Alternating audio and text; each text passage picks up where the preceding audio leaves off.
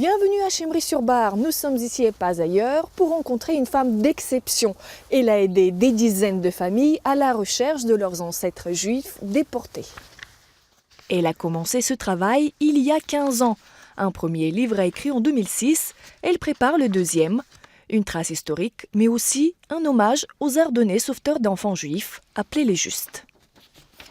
Un arrière-petit-fils de Juste a déclaré le jour de la remise de médailles « Je suis fier d'eux, pas parce que ce sont des héros, mais parce qu'ils ont sauvé des frères ». Les Ardennes, oui, peuvent être fiers de l'action de tous les Justes qui ont œuvré ici pendant la guerre, parce qu'ils sont quand même assez nombreux en regard du nombre d'habitants.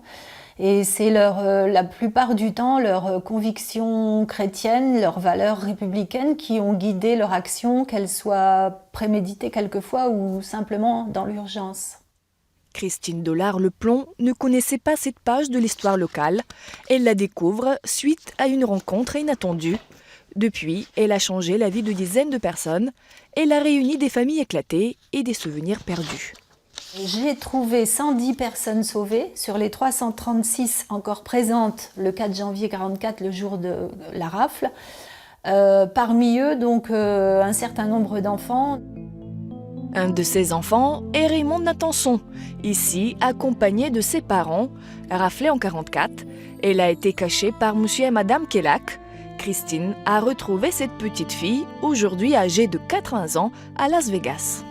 C'est un souvenir fort parce que j'ai téléphoné en tremblant, parce que quelquefois les personnes, on peut les comprendre, ne veulent plus entendre parler de cette époque épouvantable.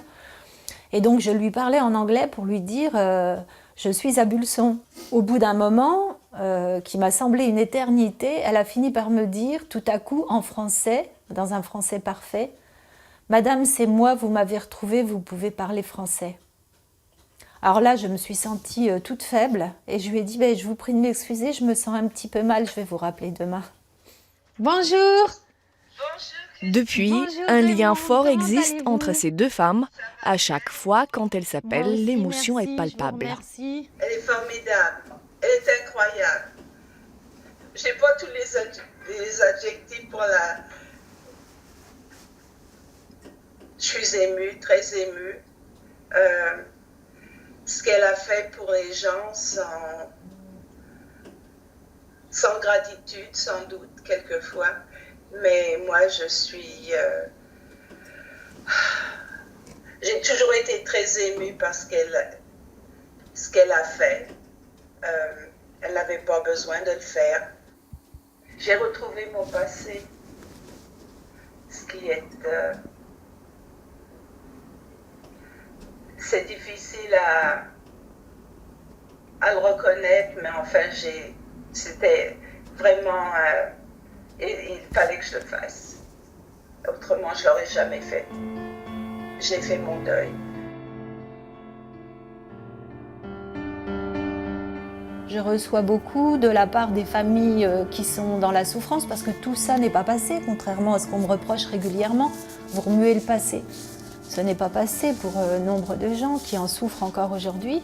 Donc quand on peut leur apporter un tout petit peu d'apaisement, on est content.